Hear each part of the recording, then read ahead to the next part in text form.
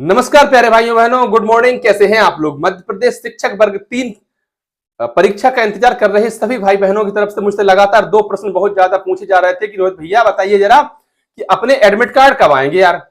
दूसरा जो प्रश्न था प्रैक्टिस सेट को लेकर कि यार हम कैसे प्रैक्टिस सेट लगाएं ताकि हमारे नंबर इंक्रीज हो, कौन से प्रैक्टिस सेट लगाएं, प्रैक्टिस सेट में कितने नंबर आने चाहिए, तमाम सवाल है।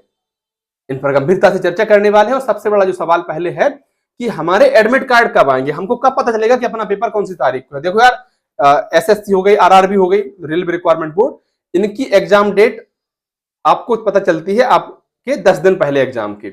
10 दिन में आप चाहे रिजर्वेशन करें चाहे ना करें, वो आपकी व्यवस्थाएं होती हैं। अब ऐसा नहीं है कि आज से पेपर शुरू हुए 1 महीने तक चल रहे हैं तो आपको 1 महीने पहले पता चल जाएगा, नहीं, आपकी जो एग्जाम डेट है उसके 10 दिन पहले पता चलेगा। लेकिन ईएसबी में अलग है सिस्टम, यहां पर आपको एग्जाम डेट तो पहले ही पता चल जाती है कि भाई आपका पेपर फलानी तारीख को है। शहर जो है वो 7 दिन पहले पता चलते हैं और परीक्षा का सेंटर जो है वो 3 दिन पहले पता चलता है, 2 या 3 दिन पहले। लेकिन अभी हाल ही में एक परीक्षा हुई थी मध्य प्रदेश में, बड़ी परीक्षा थी आबकारी आरक्षक की। पेपर भाई साहब 9 सितंबर से थे। पेपर कब से थे? आप कहेंगे 9 सितंबर से। एडमिट कार्ड आए थे 4 सितंबर को। 4 सितंबर को आपके प्रवेश पत्र जारी हुई थी। 4 सितंबर की शाम को आपके पास समय कितना था? 5, 6, 7 और 8। सिर्फ 4 दिन थे आपके पास। मतलब एक तरह से कहा जाए तो सिर्फ 4 दिन पहले ही, अब आधा दिन ये मान लो तो 5 दिन पहले मान लो मोटे मोटे कि 5 दिन पहले पता चले थे। संयोग से अपनी शिक्षक वर्ग 3 परीक्षा भी इसी तारीख से शुरू होनी है, लेकिन अगले महीने, मतलब 9 अक्टूबर से आपकी परीक्षा जो है वो शुरू होनी है। तो इसकी परीक्षा की एडमिट कार्ड जो है वो लगभग 4, वैसे नियम 7 दिन पहले का है। तो आप ये मानकर चलिए कि 2 तारीख को, 2 को ना आ पाए तो किसी कारण से 3 को या फिर 4 को, इससे ज्यादा लेट नहीं होंगे। वैसे मोटे मोटे तौर पर 2 तारीख तक आपके प्रवेश पत्र जारी हो जाएंगे। आपको आपकी परीक्षा की तिथि पता चल जाएगी कि कौन सी तारीख को आपका पेपर है। शहर जो है वो 7 दिन पहले ही पता चलेगा। अगर बाद में परीक्षा हुई तो पहले दिन हुई तो पहले दिन पता चल जाएगा शहर तो। और अब इसके बाद आपका जो सबसे महत्वपूर्ण प्रश्न है वो ये है कि भाई साहब प्रैक्टिस सेट, कोई कहते हैं कि हमारे प्रैक्टिस सेट हमने एक लगाया था उसमें कम नंबर आया, दिमाग खराब हो गया, आप क्या करें। पहली चीज तो यह है कि प्रैक्टिस सेट में हमेशा कहता रहा हूं, फिर कह रहा हूं कि धुआं है या आसमान नहीं है। ये आपको आपकी तैयारी परखने का मौका है, ये आखिरी विकल्प नहीं है कि हाँ अब इसमें कम नंबर है इसका मतलब आपका नहीं होगा। बहुत अंतर है दोनों चीजों में। मान लीजिए आपने किसी भी संस्था है, जैसे 4 संस्थाएं पेपर करा रही हैं, मतलब प्रैक्टिस सेट लगवा रही हैं आपको ABCD, आपने ए का पेपर लगाया, आपके 65 नंबर आए, बी का लगाया 60 नंबर आए, सी में लगाया आपने 55 नंबर ही आया, 50 नंबर बने, डी का लगाया 70 नंबर आए।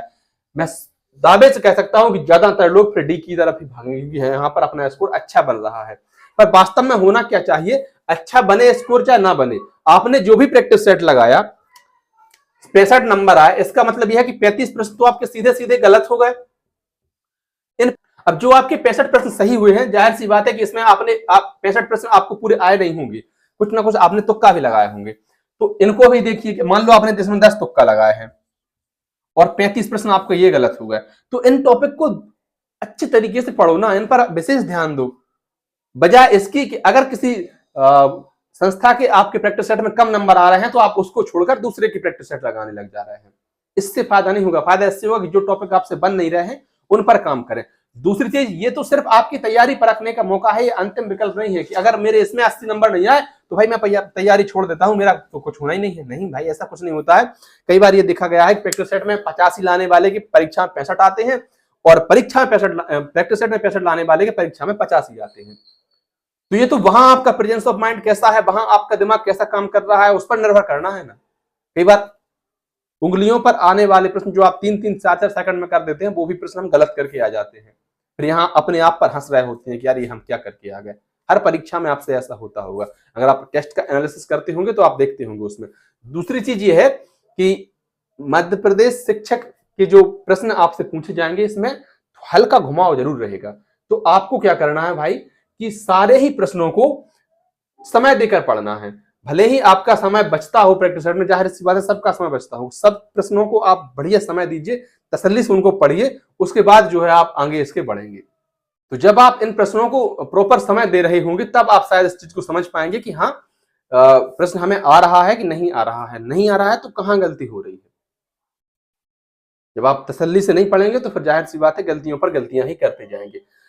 तो कुल जमा बात यह है कि प्रैक्टिस सेट में आपके कितने नंबर आ रहे हैं उसको लेकर घबराना बिल्कुल नहीं है, उसको लेकर कोई टेंशन नहीं करनी है। ये सिर्फ एक तरीका है अपनी तैयारी को परखने का, ना कि तैयारी को पूर्ण विराम लगा देने का कि अच्छे नंबर आ गया टेस्ट में हम टेंशन फ्री हो गए, ऐसा कुछ नहीं होता है।